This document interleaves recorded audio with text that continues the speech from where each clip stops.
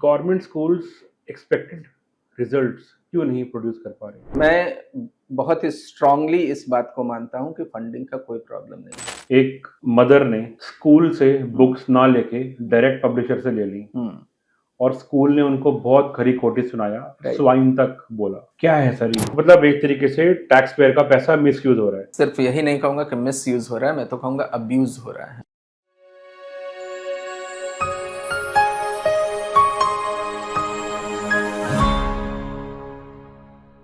India का education system fail हो कहाँ रहा है? इंडिया का एजुकेशन सिस्टम ठीक वहीं पे फेल हो रहा है जहां पे पहले बाकी अदर सेक्टर फेल कर रहे थे। जैसे मैंने ये टेलीकम्युनिकेशन का एग्जांपल दिया, या आप एयरलाइन का कर लीजिए। जब हम लोग छोटे बच्चे थे तो हम फ्लाइट्स देखते थे तो हमें ना लगता था कि ये तो सपना है कुछ लोगों का। आज के टाइम में इवन मिडिल इनकम ग्रुप लोग फ्लाइट्स में ट्रैवल कर रहे हैं। कैसे वो अफोर्डेबल हो गया?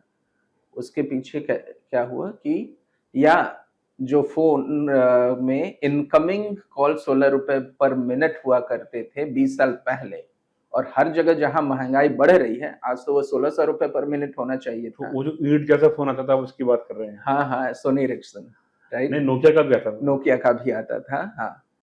तो वो जो 20 साल पहले ₹16 पर मिनट था, इन्फ्लेशन एडजस्टमेंट के साथ, महँगाई के साथ, तो आज ₹1600 पर मिनट होना चाहिए था ना। आज ऑलमोस्ट फ्री कैसे हो गया है? क्योंकि मार्केट में जब आप कंपटीशन लाते हैं तो अगला कॉम्पिटिटर आपको से ज़्यादा बिज़नेस चाहता है, उसके लिए वो करेगा क्या? सिस्टम को एफिशिएंट बनाएगा, कम कॉस्ट लाएगा, दिमाग लगाएगा कि कम से कम रिसोर्स में इसको कैसे प्रोड्यूस करें। वो चीज़ एजुकेशन के साथ नहीं हो रहा है। एजुकेशन को हमने काफ़ी हद तक कंट्रोल करके, जेल में बांध करके, रूल रेगुलेशन में डिज़ाइन करके रख दिया है। और उसकी वजह से क्या होता है कि जो एजुकेशन पहुँचता भी है ना, वो बहुत स्टैंडर्डाइज़्ड होता है। मतलब हमने ये बना दिया है कि 5वीं ग्रेड का या 10 साल के बच्चे को ये इतना मिनिमम सीखना चाहिए, 15 साल को इतना सीखना चाहिए, बोर्ड को इतना सीखना चाहिए। सबको हम एक ही चीज़ सिखाए जा रहे हैं। लेकिन जबकि education ideally it's a very personal affair, individual affair, personalised journey. आपका सीखने समझने का स्पीड, तरीका, इंटरेस्ट अलग हो सकता है, मेरा अलग हो सकता है। वो पर्सनलाइज्ड कब होगा? जबकि ज़्यादा से ज़्यादा प्लेयर्स हो मार्केट में, जो आपके पर्सनलाइज्ड नीड को कैटर करें। और जहाँ पे आपने एक कर दिया कि केवल एक स्कूल होगा, वहीं पे सब बच्चे आएँगे, सब एक ही चीज़ पढ़ेंगे, तो वो फेल होना ही होना। गवर्नमेंट स्कूल्स एक्सपेक्टेड रिजल्ट्स क्यों नहीं प्रोड्यूस कर पा रहे? सिंपल सी बात है, और वंस अगेन मैं बोलूँगा कि ये केवल गवर्नमेंट स्कूल का ही प्रॉब्लम नहीं है। ऑलमोस्ट गवर्नमेंट की जितनी भी ऐसे एजेंसीज़ होते हैं, जो कोई सर्विस डिलीवर करने के हैं। स्कूल को क्या है, एजुकेशन सर्विस डिलीवर करना है, मगर उसी तरीके से आप बाकी डिपार्टमेंट भी दे सकते हैं। उन सब में फेलियर का क्या रीज़न होता है? गवर्नेंस। और उस गवर्नेंस के पीछे क्या होता है? मेन चीज़ है accountability. You fix the accountability. और पता है कि चाहे मैं सर्विस अच्छे से डिलीवर करूँ या ना करूँ, मेरे ऊपर कुछ मोस्ट ऑफ द केसेस में, अनलेस कि कोई बहुत ही ड्रास्टिकली गड़बड़ काम कर दिए, कुछ उसमें होने वाला नहीं है। So accountability, you fix the accountability, you will find the result. तो ये जो एजुकेशन सिस्टम में ब्रेकडाउन हो रहे हैं, प्रॉब्लम फंडिंग की नहीं है, एग्जीक्यूशन की है या दोनों की है? बिल्कुल, मैं बहुत ही स्ट्रांगली इस बात को मानता हूँ कि फंडिंग का कोई प्रॉब्लम नहीं है। इनफैक्ट वन्स अगेन मैं डेटा के साथ प्रूव कर सकता हूँ कि पिछले 20 सालों में फंडिंग एजुकेशन में बढ़ी है, लेकिन आपको कॉन्ट्राडिक्शन ये दिखेगा कि जैसे-जैसे गवर्नमेंट की फंडिंग, और गवर्नमेंट की फंडिंग जब बढ़ती है तो इन्वेस्टमेंट गवर्नमेंट स्कूल्स में होता है। जैसे-जैसे गवर्नमेंट स्कूलों में ज़्यादा फंडिंग किया है, लेकिन वैसे-वैसे वहाँ का लर्निंग आउटकम भी गिर रहा है, और वैसे-वैसे प्राइवेट स्कूलों में एनरोलमेंट भी बढ़ रहा है। और कुछ लोग अमीर भी हो रहे हैं। बिल्कुल हो रहे हैं उसके नाम पे। तो फंड का कतई प्रॉब्लम नहीं है। ये सिस्टम डिज़ाइन और कैसे आप पॉलिसी डिज़ाइन कर रहे हैं, स्कीम डिज़ाइन कर रहे हैं, उसकी प्रॉब्लम है।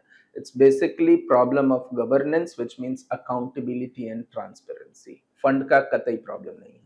तो मतलब एक तरीके से टैक्स पेयर का पैसा मिसयूज हो रहा है या सही जगह नहीं पहुंच रहा है, मैं यही प्रॉब्लम मैं है। सिर्फ यही नहीं कहूँगा कि मिसयूज़ हो रहा है, मैं तो कहूँगा अब्यूज़ हो रहा है। फॉर एन एग्ज़ाम्पल, जैसे मैंने ये बोला ना, बच्चों को डायरेक्टली क्यों नहीं पैसे दे देते हो? भाई, आपको मुझे वो सर्विस देनी थी जिसके लिए मैंने आपको पैसे दिए, ठीक? लेकिन आप नहीं दे पा रहे हो। 1 साल नहीं दिए, 2 साल नहीं दिए, 5 साल नहीं दिए, 10 साल नहीं दिए। तो फाइनली मैं कह रहा हूँ कि भाई मेरे पैसे दे दो, मैं खुद ही ढूँढ लूँगा। महाराष्ट्र में एक जगह है, बीड डिस्ट्रिक्ट पड़ता है, बहुत ही पिछड़ा डिस्ट्रिक्ट है। उसमें भी एक जगह है अंबाजोगाई। वहाँ पे मैं किसानों के साथ बात कर रहा था और यही आइडिया मैंने उनसे बातचीत हो रहा था, तो मैंने बोला कि वहाँ पे भी क्वालिटी एजुकेशन नहीं है, किसान आम जनता परेशान थी। तो मैंने बोला कि अगर ऐसा किया जाए तो क्या होगा? तो उनमें से एक ये लोगों ने बोला कि ये तो बहुत अच्छा स्कीम होगा। फिर वो लोग गए अपने यहाँ पे और एजुकेशन मिनिस्टर वगैरह को सजेस्ट किया कि सर ऐसा एक स्कीम बनाया जाए, हमारी डिमांड है। तो उन्होंने क्या बोला कि नहीं, जो सिस्टम से रिस्पॉन्स उनको आया कि नहीं, ऐसा सिस्टम हम नहीं बना सकते हैं। क्या गारंटी है, हमने मान लीजिए पैसे आपको दे दिए, आप दारू पी गए। आपने बच्चे को पढ़ाने के लिए दिया पैसे, लेकिन आप दारू पी गए, अपने बच्चे को नहीं पढ़ाया तो किसानों ने क्या बोला है, पता है? बड़ा इंटरेस्टिंग जवाब दिया। उन्होंने बोला कि चलो एटलीस्ट मेरा पैसा है, एक तो मेरे बच्चे को पढ़ाऊँगा, मैं दारू पीऊँगा नहीं, और मान लो 2, 4, 10 लोग ऐसे पी भी रहे हैं, तो भी एटलीस्ट वो अपने बच्चे का अपना पैसा का पी रहे हैं ना, अभी तो उनका वो पैसे के नाम पे कोई और, मतलब कि वो जो एजुकेशन ऑफिसर बीओ, डीओ हैं, वो पी रहे हैं। तो एटलीस्ट इवन दारू भी पीना है तो भी हम भी पी रहे हैं ना, बिल्कुल सही हमारे नाम बात पे है। तो कोई और पी रहा है। हाँ, मतलब कम से कम अपना पैसा अपने ऊपर यूज़ कर रहे हैं ना। हाँ, आपके पैसे से कोई और अपना घर, अपनी गाड़ी, अपने घरों में बड़ी-बड़ी शादियाँ तो नहीं कर रहा है। एग्ज़ैक्टली। तो जो आपने वो प्राइवेट स्कूल का ये भी बोला ना, कैसे मनमानी कर पा रहे हैं, क्यों कमीशन ले रहे हैं, क्यों है? उनका भी जाके बोलिए बीओ, डीओ के साथ उनके क्या संपर्क हैं, क्यों का पैसा कहाँ पे आपसे लिया जा रहा है, वो जा कहाँ-कहाँ रहा है? सब केवल स्कूल में जा रहा है कि वो भी सिस्टम में भी जा रहा है, एडमिनिस्ट्रेशन में भी जा रहा है? Doctor Amit, low cost private schools इतने इम्पोर्टेंट क्यों हो गए हैं और क्या अवेलेबल हैं? बिल्कुल अवेलेबल हैं और इम्पोर्टेंट इसलिए हो गए हैं क्योंकि उनकी डिमांड है। और वन्स अगेन, क्योंकि हम पब्लिक पॉलिसी पर्सपेक्टिव से समझना चाह रहे हैं चीज़ों को, तो आप भी सोचिए, क्या कोई ऐसा स्कीम बना था क्या? स्कीम, कानून, कोई रूल ऐसा सरकार ने बनाया कि भई लो कॉस्ट प्राइवेट स्कूल होने चाहिए? कुछ भी नहीं बनाया। 2 चीज़ें याद आती हैं। हाँ। पढ़ेगा तभी तो बढ़ेगा इंडिया कैंपेन था एक। हुँ, हुँ, स्कूल ऑफ एक्सीलेंस एक कुछ अच्छा हुँ, शुरू करा है, हुँ। बट मेरे को इनके बारे में डिटेल नॉलेज नहीं है। हाँ, और इन दोनों का लो कॉस्ट स्कूल से कोई संबंध नहीं है। वाह! हाँ, तो पढ़ेगा इंडिया, बढ़ेगा इंडिया, सर्व शिक्षा अभियान चलाएँ, ये सब रहा है, ये सरकार का के स्कीम रहे हैं, ज़्यादा से ज़्यादा एनरोलमेंट बढ़ाने के लिए, कि कोई भी बच्चा छूट ना जाए, तो उनको एनरोल करे पढ़ें। स्कूल ऑफ एक्सीलेंस का भी दिल्ली में शुरू किया गया और प्रीवियस गवर्नमेंट ने शुरू किया था, ये गवर्नमेंट भी कंटिन्यू करेगा, ज़्यादा से ज़्यादा क्या करेगा, नाम ही बदलेगा, और प्रीवियस वाले ने भी एक्चुअली नाम ही बदला था, बाकी स्कूल तो वही पुराने ही थे। तो उसमें भी था कि अच्छा क्वालिटी एजुकेशन देने के लिए। लो कॉस्ट प्राइवेट स्कूल, इस पूरे सेगमेंट को की जो हम बात करते हैं, पहले तो लो कॉस्ट प्राइवेट स्कूल का मतलब क्या हुआ? प्राइवेट स्कूल्स हैं, उनकी फ़ी रेंज, ऐसे भी स्कूल्स हैं जो ₹200 महीना लेते हैं, ऐसे भी स्कूल हैं जो ₹2 लाख महीना लेते हैं। लो कॉस्ट में आते हैं। लो कॉस्ट में नहीं है, मैंने बोला private school. Okay. Private school आज के टाइम में दिल्ली में ही ऐसे ऑप्शन मिल जाएँगे जो ₹200 महीने से ₹2 लाख महीने तक के लेने वाले हैं।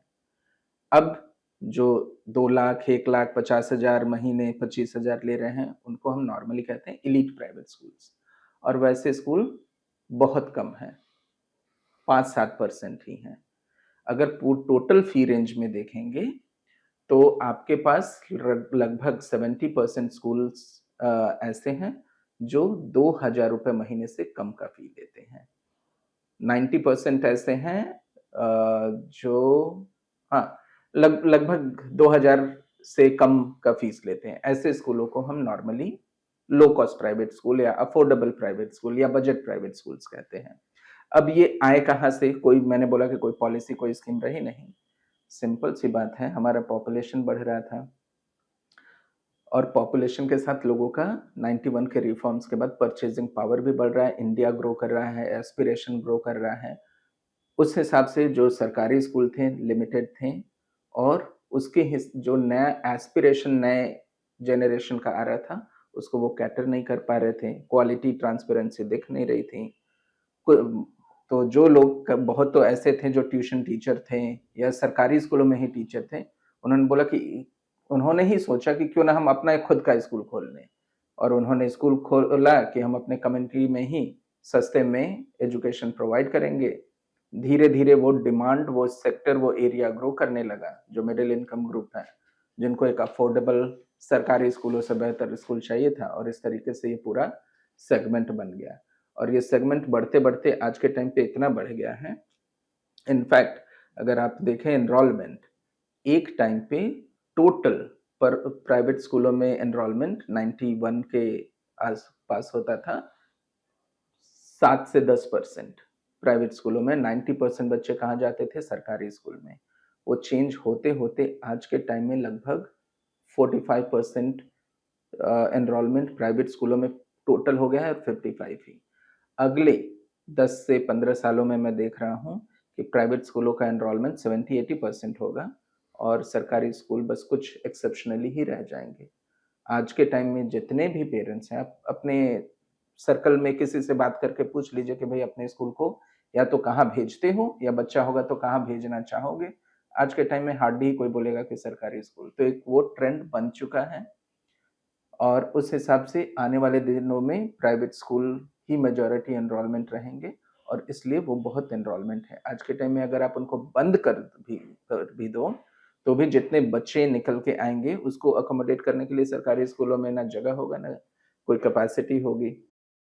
खैर, हम अगले पॉइंट पे आते हैं। हुँ, आजकल एक किस्सा हुँ, रील के थ्रू हुँ, बड़ा फेमस हुआ है। हुँ, हुँ, एक मदर ने हुँ, हुँ, स्कूल से हुँ, बुक्स ना लेके डायरेक्ट पब्लिशर से ले ली हुँ, और स्कूल ने उनको बहुत खरी-खोटी सुनाया, राइट। स्वाइन तक बोला। हुँ, हुँ, हुँ, हुँ।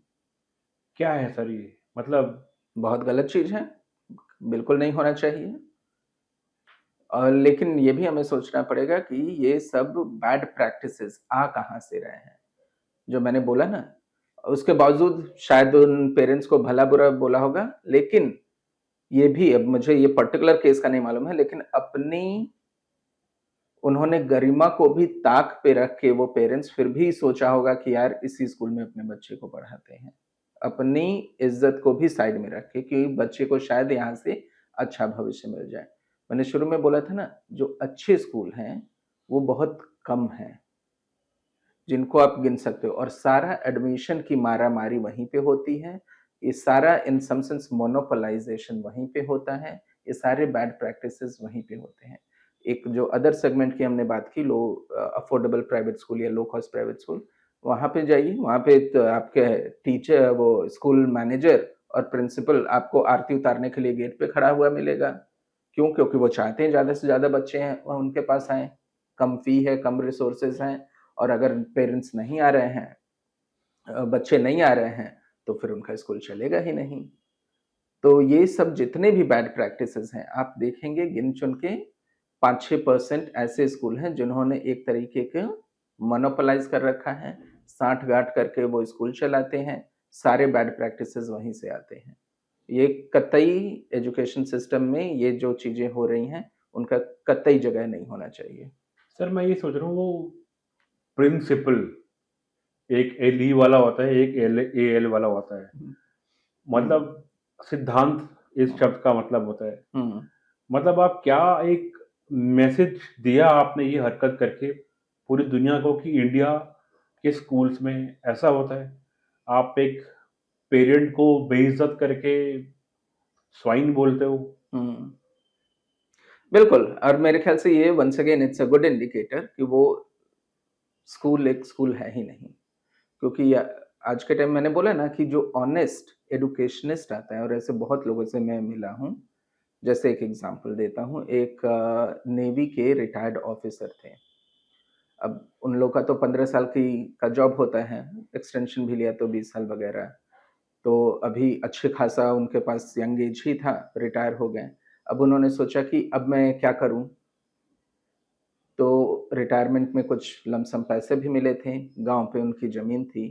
तो उन्होंने बोला कि वापस गाँव चलते हैं, गाँव में ही रहेंगे और वहीं पे एक स्कूल खोलेंगे और स्कूल बनाएँगे, बच्चों को पढ़ाएँगे, ये काम मैं करना चाहता हूँ। जब उन्होंने स्कूल खोला, अपने स्कूलों का सीबीएसई का एफ़िलिएशन लेना चाहते थे। एफ़िलिएशन लेते समय एक क्राइटेरिया होता है, जिसको बोलते हैं कि जिस स्टेट में बना है, आप इस उसी पॉलिसी अंडरस्टैंडिंग ये है कि जिस स्टेट में आप हो, उसी स्टेट के बोर्ड को में क से एफिलिएशन एफ़िलिएट मिलेगा। करोगे। सो आप यूपी में मान लीजिए लखनऊ में हैं, तो पॉलिसी अंडरस्टैंडिंग है कि यूपी बोर्ड के करिकुलम को पढ़ाएँगे बगैर और उसी सिस्टम में रहेंगे। वो सीबीएसई करना चाहते थे और अगर आप सीबीएसई के पास जाओगे, तो पहले स्टेट डिपार्टमेंट से आपको एक नो ऑब्जेक्शन सर्टिफिकेट लेके आना पड़ेगा कि भाई ये स्कूल है, यहाँ पे है, रिकॉग्नाइज्ड है और मैं इस स्टेट के बोर्ड को छोड़ के सीबीएसई में या आईसीएसई या किसी और में जान के एफिलिएशन लेना चाहता हूँ, तो वो एनओसी माँगते हैं। ये जो मैं पर्टिकुलर एग्ज़ाम्पल दे रहा हूँ, तमिलनाडु में त्रिची एक शहर है, वहाँ से पे ये पता चला और वहाँ पे स्टेट डिपार्टमेंट में फिक्स्ड कॉस्ट कर दिया था कि इस एक सर्टिफिकेट के लिए कितना पैसा देना होगा, नॉन नेगोशिएबल। और उस समय उस एक सिंपल से पेपर की कीमत थी 23 लाख रुपए। तो उस रिटायर्ड नेवी के ऑफिसर ने 23 लाख रुपए पे किए, तब वो एनओसी किया मिला, तब जाके उन्होंने अपना एफिलिएशन का फॉर्म फिल करके डॉक्यूमेंट करके सीबीएसई में भेज पाए। उसके बाद मिला नहीं मिला वो बाद की स्टोरी, जस्ट वो एप्लीकेशन प्रोसेस को कंप्लीट करने के लिए। सर पूरी बॉडी में ना ऐसा करंट सा दौड़ा ये बात सुन के और शायद रोंगटे खड़ा होना क्या होता है ना वो महसूस हुआ। एग्ज़ैक्टली मैं जब उनसे मिला और मेरे से बातचीत हो रही थी, तो मैंने भी उनसे यही बोला कि भाई बाकी लोग कर लेते हैं करप्ट प्रैक्टिसेस के आगे फाइनली सर झुका लेते हैं, कई बार वो एक्सेप्ट हो जाता है। मेरे लिए भी एक्सेप्ट करना मुश्किल था कि हमारे इंडियन नेवी, आर्मी के ऑफिसर रैंक के लोगों को ऐसा करना पड़ा और मेरा भी उनसे ये क्वेश्चन था कि sir how did you feel about it? एक और बहुत इंटरेस्टिंग बात एक दूसरे एजुकेशन जिनके स्कूल हैं उनसे मैं मिला तो उन्होंने बताया कि आज से 15-20 साल पहले उनका बहुत पुराना स्कूल है।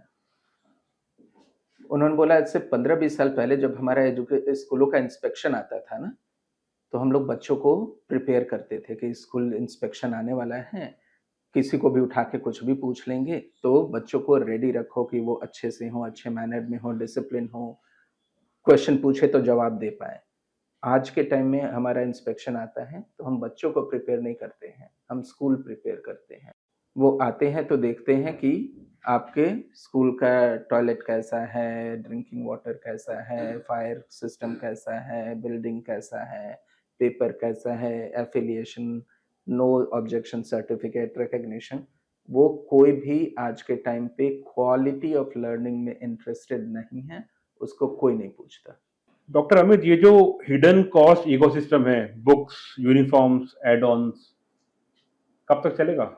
अब कब तक चलेगा इसका प्रेडिक्शन तो मैं नहीं कर सकता हूँ, बट ये चलता रहेगा, अभी मुझे इसको सॉल्यूशन नहीं दिख रहा है। इनफैक्ट जितना और ज़्यादा सिस्टम स्ट्रिक्ट होगा इसके बारे में, कैसे स्कूलों को पकड़ के हम पेनल्टी लगाएँगे, जेल में डालेंगे वगैरह-वगैरह, अनफॉर्च्यूनेटली ये सारे माल प्रैक्टिसेज़ उतनी ज़्यादा बढ़ेंगे और उसके टाइम पे नॉर्मली क्या होता है, जैसे मान लीजिए हमारे देश में करप्शन है, तो ऐसा नहीं है कि करप्शन किसी को मालूम नहीं है, सरकार को मालूम नहीं है।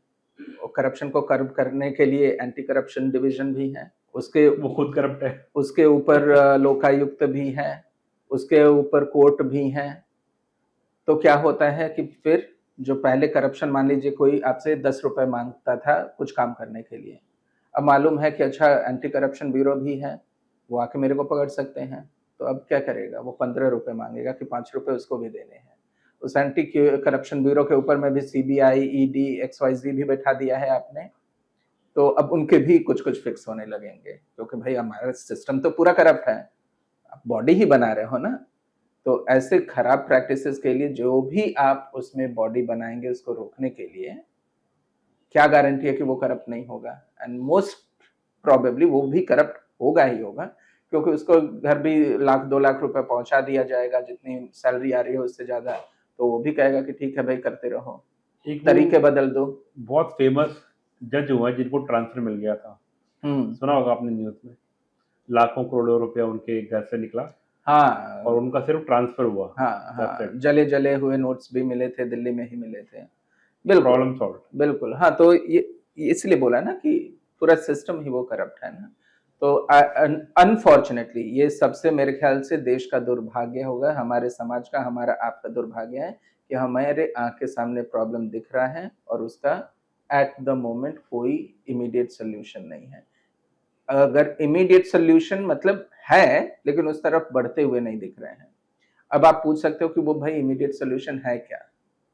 और उसका मेरे हिसाब से आपने चर्चा करते समय बोला था कि सारे प्राइवेट स्कूल तो नॉट फॉर प्रॉफिट होते हैं। तो नॉट फॉर प्रॉफिट होते हैं, तो फिर ये सब लेकिन प्रॉफिट तो कमा सब कोई रहा है। इनफैक्ट जितना हमने नॉट फॉर प्रॉफिट पे फोकस किया है, उतना ज़्यादा कमाई कर रहे हैं, राइट? तो एक्चुअली ये हमारे मैं बोलूँगा this is the hypocrisy of our system. कोई भी उसमें मान लीजिए आज के टाइम में एक स्कूल अगर आप दिल्ली में लगाओगे, आपको पता है कम से कम मिनिमम इन्वेस्टमेंट आपको कितना होगा गेस कर सकते हैं? लैंड फ्री मिल जाएगा, मिनिस्टर को लिखना है कि भई लैंड चाहिए मेरे को स्कूल खोलना है, लैंड फ्री मिल जाएगा, मिनिस्टर बोलेगा भाई इतना मेरा रख लेना। फिर आप जाओगे कि मेरे को बिल्डिंग खड़ी करनी है, तो बिल्डिंग के लिए भी सेम प्रोसेस। एसी लगाना है स्कूल में, बेंचेस चाहिए, बाकी चाहिए, फंड्स चाहिए। वो आप शायद सीएसआर से इकट्ठा कर लो, लेकिन कट्स हर जगह जाएँगे। आप ही बताओ सर, मतलब सॉल्यूशन तो आप ही बताओ। तो बेसिक हाँ, और इसीलिए मैंने पूछा, इसी मिथ को, इस भ्रम को तोड़ने की ज़रूरत है। जो जितनी चीज़ें आज के टाइम में आपने बताई, इनमें से कुछ भी प्रैक्टिकली नहीं होता है। दिल्ली में जितने स्कूल हैं, आज से करीब 25 साल पहले तक सब्सिडाइज़्ड लैंड मिलता था स्कूल सेटअप करने के लिए, वो सारे स्कीम बंद हो चुके हैं। दिल्ली में जितने भी प्राइवेट स्कूल हैं, उसमें से हार्डली 20% के पास सब्सिडाइज़्ड होगा। इनफैक्ट जब लो कॉस्ट ये जो स्कूलों का बोले ना प्राइवेट स्कूल है, उसमें हमने 2 कैटेगराइज़ेशन किया, high cost private school, low cost private school. अलग-अलग और कैटेगराइज़ेशन कर सकते हैं। कितने स्कूल हैं जो सरकारी लैंड पे बने हैं, कितने स्कूल प्राइवेट लेकिन सब्सिडाइज्ड लैंड पे बने हुए हैं और कितने कंप्लीटली प्राइवेट। प्राइवेट लैंड पे बने हुए हैं। और आपको मिलेगा कि हार्डली 10 से 15% ही ऐसे स्कूल हैं जिनको कि सब्सिडाइज्ड लैंड मिला था पास्ट में। पिछले 20 साल में एक भी ऐसे स्कूल नहीं बने हैं जिनको सरकार ने लैंड दिया है। सो और इस सेगमेंट को बोलते हैं unaided private school. Majority private school unaided है, मतलब इनको किसी टाइप का कोई सीएसआर, कोई सरकारी सुविधा कुछ भी नहीं लिया है या मिलता है। तो फिर नॉन फॉर प्रॉफिट कैसे हो गए? एग्जैक्टली, लेकिन फिर भी जो हमारा लॉ है, Delhi school of education act, और उसी तरीके से हर स्टेट में एक एजुकेशन एक्ट होता है, उसने मैंडेटरी कर रखा है कि स्कूल्स नॉट फॉर प्रॉफिट ही होंगे। अगर आप स्कूल सेटअप कर रहे हो तो एक सोसाइटी ट्रस्ट बना के वो सोसाइटी ट्रस्ट ही स्कूल चलाएगा। एज एन इंडिविजुअल आप नहीं कर सकते, एज अ बिजनेस नहीं कर सकते, और इसलिए आप उसमें प्रॉफिट नहीं निकाल सकते। तो क्योंकि आप लीगल तरीके से, ऑनेस्ट तरीके से, क्लीन तरीके से प्रॉफिट नहीं बना रहे हैं, तो इसलिए हर वो अनक्लीन माध्यम ढूंढ रहे हैं प्रॉफिट बनाने का। उसके लिए आजकल प्रैक्टिसेस क्या हो गए हैं मेजॉरिटी प्राइवेट स्कूल में, कि जितने एडिशनल सर्विसेज हैं, जैसे अब बस की सर्विस हो गई, उसके अंदर सिक्योरिटी की सर्विस हो गई, यूनिफॉर्म ड्रेस की सर्विस हो गई, बुक्स की हो गई, प्लेग्राउंड की हो गई, स्पोर्ट्स की हो गई, वो सब के लिए वो अब क्या करते हैं, एक उसके लिए अलग-अलग कंपनी बना देते हैं कि स्कूल का सोसाइटी तो प्रॉफिट नहीं कर रहा है, ये अलग-अलग कंपनी हमने हायर कर रखी है, जो कि स्कूल में ये सर्विस प्रोवाइड कर रहा है, जिसके लिए हम पेमेंट कर रहे हैं और वो प्रॉफिट कमाता है। और नॉर्मली स्कूल इसके लिए क्या करते हैं कि या तो अपने ही भाई भतीजे के ये सारे नाम से कंपनी बना देंगे, या कोई दोस्त यार की कंपनी होगी उससे ही मिलके वो बैकग्राउंड में सेटिंग कर लेंगे कि इस प्रॉफिट में से कितना हमारा शेयर होगा। तो इस तरीके से हमने एक बहुत ही पवित्र काम को एक बहुत ही करप्ट प्लेस बना दिया है। और मैं कहूँगा वंस अगेन कि देश का दुर्भाग्य है कि जिस जगह पे बच्चों को एथिक्स और मोरालिटी का पहला सीढ़ी होना चाहिए, वही सबसे करप्ट बन गया है। और उसलिए भविष्य में जो उसमें प्रोडक्ट निकल के आएंगे उनमें भी एथिक्स हो, प्रिंसिपल्स हो, वो ऐसा इमेजिन करना बहुत मुश्किल हो रहा है। और उसकी वजह से आप देखोगे कि सोसाइटी का डिग्रेडेशन होना शुरू हो गया है। आजकल के बच्चों में भी अपने टीचर के प्रति कोई रिस्पेक्ट ही नहीं है, पेरेंट्स के प्रति, सिबलिंग्स के प्रति। या बीच में एक केस आया था जिसमें इंस्टाग्राम में कुछ लोगों ने एक रूम बनाया था जिसमें कि वो अडल्ट चैटिंग या शेयरिंग करते थे, छोटे बच्चे शायद ग्रेड 6 के थे। तो ये सारा जो इरोजन हो रहा है मोरालिटी का, एथिक्स का, प्रिंसिपल्स का, वो फिर होता ही जाएगा, क्योंकि हमने स्कूलों को अनक्लीन बिजनेस का हब बना रखा है बाय डिजाइन। तो क्या आज इंडिया की रियलिटी यही है, जिसके पास पैसा है वो ये क्वालिटी एजुकेशन ले सकता है, जिसके पास नहीं है वो सिस्टम से बाहर हो जाता है? हाँ, मगर मैं थोड़ा सा चेंज करता हूँ आपके स्टेटमेंट को। आज के टाइम में जिसके पास पैसा है वो क्वालिटी एजुकेशन एक्सेस होने के भ्रम में जी सकता है। जिसके पास पैसा नहीं है वो भी बिना क्वालिटी के एजुकेशन के होने में जी रहा है। तो जिनको कहने का मेरा ये मतलब है कि जिनके पास पैसा भी है और उनको लग रहा है कि हम बहुत बड़ा क्वालिटी एजुकेशन एक्सेस कर रहे हैं, वो भी काफी भ्रम में है, क्योंकि क्वालिटी एजुकेशन पैसे के बलबूते पे केवल ना कभी मिला है ना कभी मिल सकता है। तो क्या पेरेंट्स के पास रियल चॉइस है या नहीं? आज के टाइम पे रियल चॉइस नहीं है। क्या करेगा पेरेंट फिर? तो मुझे दिख रहा है मेरा बच्चा जा रहा है नीचे, क्या बिल्कुल। करूँ मैं फिर? हाँ, आप क्या करेंगे? तो उसके लिए हमें क्या करना होगा, सारे पेरेंट्स को थोड़ा कलेक्टिवली इस पे चिंतन मंथन करना होगा। जैसे मैंने बताया ना कि पेरेंट्स 5-6 टाइम भी एक ही सर्विस के लिए पे कर रहा है और उसके बावजूद उसको दिख रहा है कि गर्त में मेरा बच्चा जा रहा है, खराब नहीं है। तो पहला तो पेरेंट्स को थोड़ा डीप डाइविंग करके अवेयर होना पड़ेगा और कलेक्टिवली ये सिस्टम को चेंज करने के लिए काम करना होगा, मिलके काम करना होगा, जिसमें रियल सोल्यूशन पे फोकस करें, ना कि फैब्रिकेटेड सोल्यूशन पे या मेकअप सोल्यूशन पे। जितने भी सोल्यूशन हमारे आजकल गिनाए जा रहे हैं, I call it simple a makeup solution है, वो रियल सोल्यूशन नहीं। तो रियल सोल्यूशन के तरफ में फिर पेरेंट्स को ही करना होगा। The other point I will actually make is,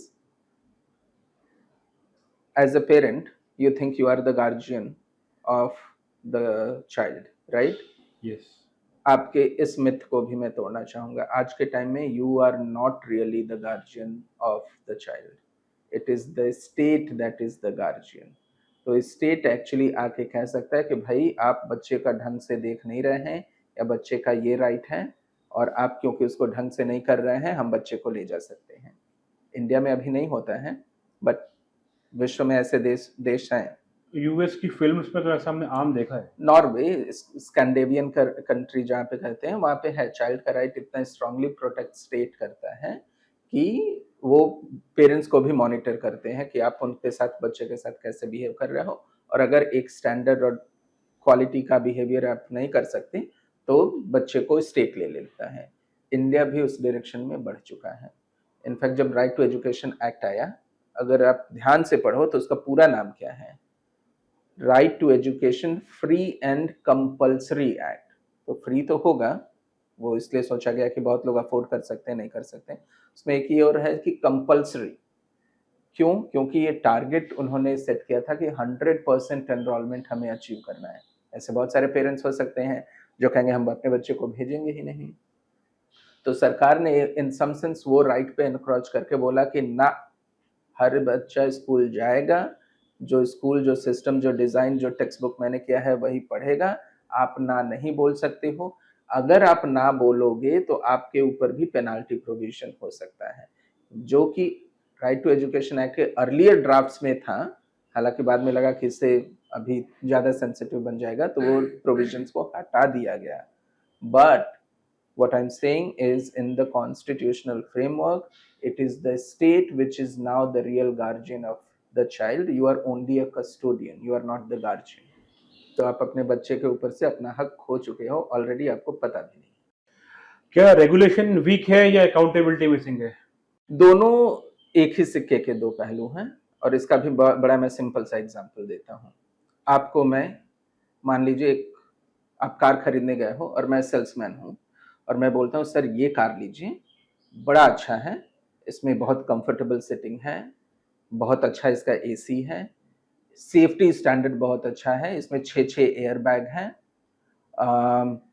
entertainment device लगा रखा है, डैशबोर्ड लगा रखा है, डिज़ाइन है, बस एक ही प्रॉब्लम है, चलती नहीं है। आप क्या वो कार खरीदोगे? नहीं खरीदोगे। तो सिंपली कोई भी रेगुलेशन अगर उसमें हम अकाउंटेबिलिटी फिक्स नहीं कर पा रहे हैं, तो वो रेगुलेशन तो कभी काम करेगा ही नहीं ना। और इसीलिए इंडिया में बहुत अक्सर कहा जाता है कि अच्छा हमारे यहाँ कानून तो बहुत अच्छे हैं, बस इम्प्लीमेंट नहीं हो रहा है। अरे जो कार चल ही नहीं पा रही है, उसको डिजाइन में ही ऐसे इंजन डाला ही नहीं है, तो फिर वो कार अच्छी कैसे हो गई? तो अगर कोई भी रेगुलेशन ऐसा बना है जो कि अकाउंटेबिलिटी फिक्स नहीं करता है, so it's a bad regulation. Sir, अगर आपको अनलिमिटेड पावर, अनलिमिटेड पैसा मिल जाए, तो इंडियन एजुकेशन सिस्टम में आप क्या चेंजेस लाना चाहेंगे? एग्जैक्टली वही 3 चीजें जो मैंने बोला। एक, रिमूव द बैरियर्स, जिससे कि एडुकेशनिस्ट को और हमारे यहाँ पे जितने टीचर्स हैं, इनफैक्ट अगर फर्दर डिटेल में जाके इसको डिजाइन करना हो, हमारे यहाँ हर साल राष्ट्रपति अवार्ड देते हैं बेस्ट टीचर्स को, और सिमिलरली स्टेट पे भी होता है। तो जितने अवार्डी टीचर्स हैं, इसका मतलब जिन्होंने एक्स्ट्रा ऑर्डिनरी काम किया है, जो रियली में एडुकेशनिस्ट है, जो रियली में बच्चों के लिए कंसर्न है, उन सबको मैं फंड करूंगा कि आप जाओ, जो सब्सिडाइज लैंड बिल्डिंग इन्वेस्टमेंट के लिए पैसा मैं दे रहा हूँ, आप सब लोग स्कूल खोलो, अच्छे स्कूल खोलो, और जो अच्छे से करो। बैड गाइज नहीं तो आके वो ऐसे भी करप्ट सिस्टम बना देंगे। तो आप लोग जो रियली एजुकेशन में इन्वेस्टेड है वो स्कूल खोले और उनको सपोर्ट करो, ज्यादा स्कूल खुल जाए। दूसरा कि बच्चों को फंड करें ताकि बच्चे उस स्कूल में जा पाए और फी पे कर पाए, जिससे अच्छी क्वालिटी मिल पाए। और तीसरा, इन तीनों की मॉनिटरिंग। तो स्कूल में लेकिन हो क्या रहा है, हर साल स्कूल का एक्रेडिटेशन हो, हर साल बच्चों का कॉम्पिटेंसी बेस्ड लर्निंग का असेसमेंट हो, और वो डेटा पब्लिकली अवेलेबल हो। तो हर पेरेंट्स के पास एक स्कूल का रिपोर्ट कार्ड जाए, आज के टाइम पे नहीं जाता है, जो कि अकाउंटेबिलिटी फिक्स करेगा कि ये स्कूल ऐसा परफॉर्म कर रहा है, ऐसा कर रहा है, ऐसा कर रहा है। Then parents will have real choice and agency to exercise their choice. Education system में पॉलिसी और इम्प्लीमेंटेशन गैप कैसे फिल हो सकता है? अभी में जो पॉलिसी में डिजाइन है और इम्प्लीमेंटेशन है, वो गैप है, और वो गैप रहेगा, वो फुलफिल हो ही नहीं पाएगा। क्यों नहीं हो पाएगा फुलफिल? क्योंकि कुछ तो है सिस्टम डिजाइन पॉलिसी जो नेशनल गवर्नमेंट बनाती हैं, कुछ स्टेट गवर्नमेंट बनाती हैं, कुछ इसके अलग आउटसाइड SCRT NCRT इस टाइप के बॉडी हैं वो बनाती हैं, कुछ वहाँ पे लोकल रेगुलेशन आएंगे जो वहाँ का म्युनिसिपल कॉरपोरेशन या पंचायत डिसाइड करेगा। आपको जान के हैरानी होगी कि इतना वो डाइवर्स सिस्टम है ना कि वो अकाउंटेबिलिटी एक जगह फिक्स ही नहीं कर पाएंगे। जैसे मैंने स्कूलों का ही बोला ना कि एक कैटेगराइजेशन हो गया कि सरकारी प्राइवेट, दूसरा हो गया कि elite and low cost private, तीसरा हो जाएगा उसमें माइनॉरिटी रन स्कूल्स, उनके अलग चैलेंजेस हैं। ऐसा हो जाएगा जिनके जो कि गवर्नमेंट लैंड पे बने हैं, सब्सिडाइज लैंड पे बने हैं, अनएडेड पे बने हैं। ऐसे स्कूल हैं जो CBSE से एफिलिएटेड है, ICSE से एफिलिएटेड है, स्टेट बोर्ड से एफिलिएटेड है, मदरसा से एफिलिएटेड है, भारतीय शिक्षण बोर्ड से एफिलिएटेड है। सबको आप कैसे करेंगे? सबकी सोच समझ प्रायोरिटीज अलग अलग है, डिजाइन अलग है, सबको एक फ्रेमवर्क में लाना, एक साथ चीजों को इम्प्लीमेंट करना बहुत मुश्किल है।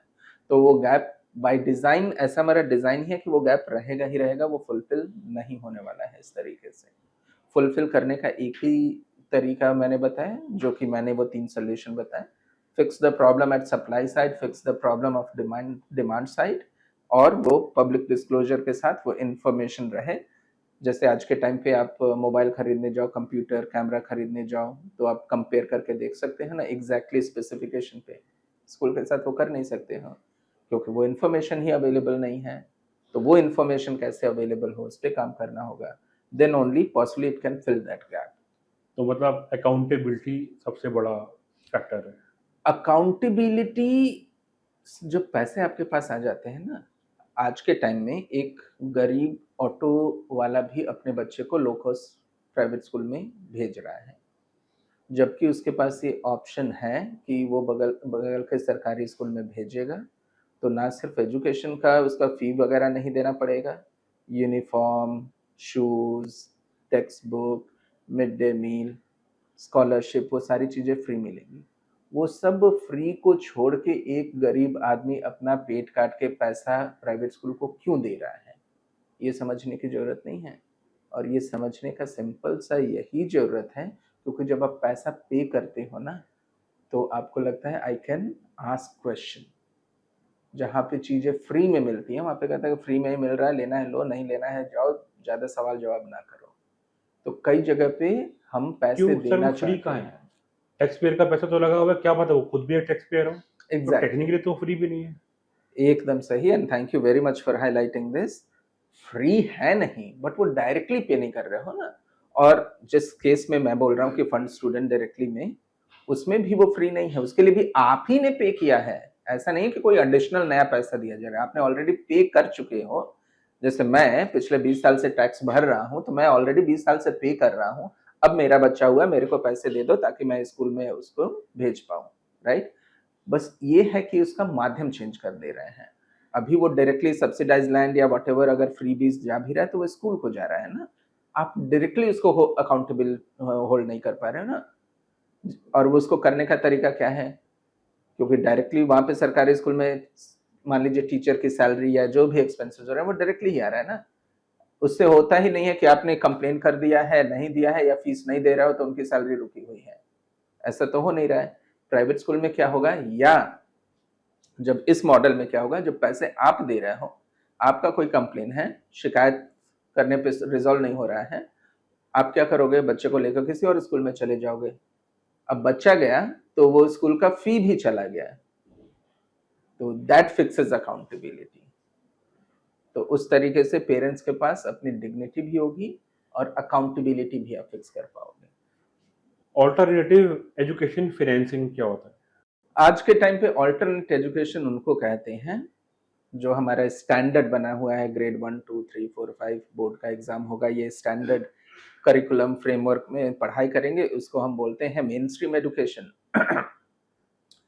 और जो लोग मेन स्ट्रीम एजुकेशन ये सब नहीं कर पा रहे हैं, ईदर फॉर चॉइस या कंपल्शन, कि मैं बच्चे को या तो अफोर्ड नहीं कर सकता कि मैं स्कूल भेज पाऊँ, लेकिन मैं खुद से ट्यूशन लगा के, एडटेक लगा के, कोई प्रोडक्ट लगा के पढ़ा रहा हूँ, या अफोर्ड कर भी सकता हूँ, लेकिन आजकल एक बड़ा अच्छा ग्रुप बन गया है होम स्कूलर्स का।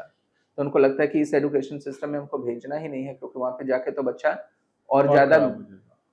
हाँ, वो चीज़ें जो नहीं सीखनी चाहिए वो सीख रहा है। हम खुद पढ़े लिखे हैं तो हम घर पे ही पढ़ाएँगे, ऐसा भी है। तो जो लोग खुद से या अल्टरनेट मीन से वो पढ़ा रहे हैं, उस एजुकेशन सिस्टम को आजकल हम अल्टरनेट एजुकेशन कहते हैं। अब अल्टरनेट एजुकेशन फाइनेंसिंग आज के दिन में सरकार की तरफ से ऐसा कोई प्रोविज़न है नहीं, होता नहीं है। जो पेरेंट्स हैं वो उनको खुद से ही उसकी फाइनेंसिंग करनी होती है। उसमें भी बहुत कुछ स्कूल्स ऐसे आ गए हैं, जैसे यहाँ दिल्ली में है मीरांबिका स्कूल है, वॉलड्रॉफ मॉडल के स्कूल हैं। तो ऐसे कुछ स्कूल हैं जो कहते हैं हम कोई करिकुलम टेक्स्ट बुक फॉलो ही नहीं करेंगे। आप बच्चे को भेजो, हम अपना डिज़ाइन करके बच्चा जो सीख रहा है उसके हिसाब से धीरे-धीरे सिखाएँगे। तो हम कोई पैटर्न नहीं फॉलो करने वाले हैं, इसको हम अल्टरनेट एजुकेशन कहते हैं आज के दिन में। लेकिन मेरे हिसाब से that's the irony. Actually main stream education का डिज़ाइन वो होना चाहिए था, और शायद ये जो आज हम मेन स्ट्रीम कह रहे हैं जिसको, उसको हम ऑल्टरनेट मान लेते कि कुछ बच्चों के लिए स्टैंडर्डाइज कर दो for certain particular reason. Otherwise original model तो वही होना चाहिए था। तो वो जिसको हम आज ऑल्टरनेट मॉडल कहते हैं वो एक्चुअली ऑल्टरनेट होना चाहिए नहीं था। हमारे भारत का इतिहास देखेंगे तो एक्चुअली गुरुकुल आश्रम शिक्षा पद्धति में यही तो था। कोई फिक्स करिकुलम, कोई स्टैंडर्डाइज्ड टेक्स्ट होता ही नहीं था। हम बच्चे को गुरुजी बच्चे के लर्निंग लेवल के हिसाब से सिखाते थे। ये सीख लिया अब ये सीखो, ये सीख लिया अब ये सीखो। कोई ये नहीं है कि अच्छा सीख लिया है लेकिन साल भर बैठे रहो, साल कंप्लीट होगा तभी अगले ग्रेड में डालेंगे, ऐसा कुछ नहीं। सर आपको वो पता है दीक्षा सेरेमनी होती है, एक जनेऊ पहनाती है 3 धागे वाला, हाँ। उसमें एक गुरु के नाम का होता है कि जी। मैं गुरु के कहने पे चलूँगा। हुँ, एक माँ के नाम पे होता है, एक हुँ, पिताजी के नाम पे हुँ, होता है। हुँ। आज की डेट में तो सर मुझे वो फ़ॉलो होता हुआ बिल्कुल दिख नहीं रहा। बिल्कुल, तो उस समय जो पूरा वो सिस्टम या सोसाइटी, इसीलिए मैंने शुरू में बोला ना वो समाज का काम है। तो जब समाज का काम था तो समाज ने हर जगह उसको इस तरीके से इंटीग्रेट करके रखा था दैट एजुकेशन और educating had become part of the life. जरूरी नहीं है कोई एडिशनल आश्रम में गया ही, वो बच्चा गुरुकुल में गया ही, नहीं भी जा रहा है, घर पे भी है, तो उनके कुछ गुरु होंगे, कोई शिष्य होंगे, कुछ घर परिवार के लोग होंगे जो उनको पढ़ाएँगे। किसी को भी हमने गुरु मान लिया जो मुझे शिक्षा दे रहे हैं, और वो पूरा सोसाइटी में था, उसके लिए रिचुअल्स होते थे और वो रिचुअल्स था तो उसके वजह से उसकी डिग्निटी थी, उसका मोरल वैल्यू था। अब तो वो सब डिग्रेड होता जा रहा है, ऑलमोस्ट लॉस्ट है। आपको शायद याद हो, आपके बच्चे को तो जनेऊ क्या होता है शायद ये उनको पता भी कभी ना चले। और एक वो इंसिडेंट था, अंगूठा दे दिया था। राइट? बिल्कुल, वो भी था। सर अगर आपको 2 बुक्स या कोई एक बुक रिकमेंड करनी हो स्टूडेंट, पेरेंट या पॉलिसी एंथुसियास्ट को, क्या होगी वो? Good question. एक तो मैं ज़रूर कुछ बुक्स को बताऊँगा, बट बुक्स के अलावा जितने भी कंसर्न्ड पेरेंट्स हैं, आपके पॉडकास्ट के माध्यम से मैं उनको बोलूँगा कि थोड़ा टाइम निकालिए, 2, 5, 10% ऑफ योर मंथली टाइम और इस सब्जेक्ट में थोड़ा डीपली इन्वेस्टेड होइए। स्कूलों से भी मिलिए, टीचर्स से भी मिलिए, एडटेक से भी मिलिए और थोड़ा जानने समझने की कोशिश कीजिए और उसमें पढ़िए भी। बहुत सारे रिसर्च एंड पब्लिकेशन है, उसको पढ़िए भी और पढ़ के जानने समझने की कोशिश कीजिए, क्योंकि जितना अवेयर हमारा सिटीजन सोसाइटी होगा उसका इफेक्ट आपको पॉलिसी डिजाइन पे दिखेगा। जितने लोग लेट्स से अंधे होंगे तो कानून अलग टाइप का बनेगा, जगे हुए होंगे तो अलग टाइप का कानून बनेगा। अब आते हैं 2 बुक पे। एक मेरा ऑल टाइम फेवरेट है जिसको कि larger economy, public policy, society के पर्सपेक्टिव से समझना हो तो वो बुक है इंडिया अनबाउंड। उसको लिखा है गुरचरण दास जी ने। बहुत ही it's a best seller book. इसके ऊपर बीबीसी ने डॉक्यूमेंट्री भी बनाई थी और गुरचरण दास जी स्पेसिफिकली हमारे बोर्ड मेंबर भी हैं, तो उनसे मिलने जुलने इंटरेक्शन करने खुशनसीबी का, से मुझे भी उनकी फ़ोटो देने का सौभाग्य मिला हुआ है। हाँ, तो इंटरैक्ट करने का मौका भी मिला है तो ज़्यादा अच्छे से समझा है। This is my all time favourite. If we want to understand changing India, India's policy perspective, ground पे क्या चेंज हो रहा है, लोगों को क्या लग रहा है, वो सब समझने का बहुत अच्छा तरीका है। दूसरा मैं कहूँगा the beautiful tree. The beautiful tree book के 2 अलग-अलग कई वर्ज़न मिल जाएँगे, 2 मेजर वर्ज़न हैं। एक हुआ करते थे प्रोफेसर धर्मपाल, जिन्होंने बेसिकली रिसर्च किया था एजुकेशन सिस्टम के ऊपर में ही, और कई जगह पे आप लोगों ने देखा होगा कि वो सोशल मीडिया पे एक वायरल चलता है कि मैकाले ने लिखा था, उनका फोटो बन के कि इंडिया का सिस्टम इतना अच्छा है, इसको बर्बाद करने का है की ज़रूरत है वगैरह। वो एक्चुअली धर्मपाल जी के रिसर्च की फाइंडिंग थी। तो उन्होंने रिसर्च किया कि इंडियन एजुकेशन मॉडल कैसा होता था जब ब्रिटिशर्स आए, उसके बाद क्या हुआ और मॉडर्न इंडिपेंडेंट नेशन में क्या हो रहा है, उस पे बहुत अच्छा है। वो ओरिजिनल पीस है। उसके कई रिसर्चर्स को रेफरेंस लेके मॉडर्न में इंग्लिश में लिखा है जेम्स टूली ने, सेम नाम से, द ब्यूटीफुल ट्री नाम से जेम्स टूली ने बुक लिखा है। ये दोनों बुक मैं हाईली रिकमेंड करूंगा। डॉक्टर अमित, ग्राउंड रियलिटी पे आते हैं। मेजर मेजरली हमारे देशवासियों को रोटी, कपड़ा और मकान से फुर्सत नहीं मिलती है। एजुकेशन तो लग्ज़री है उनके लिए। आप कैसे देखते हैं इसको?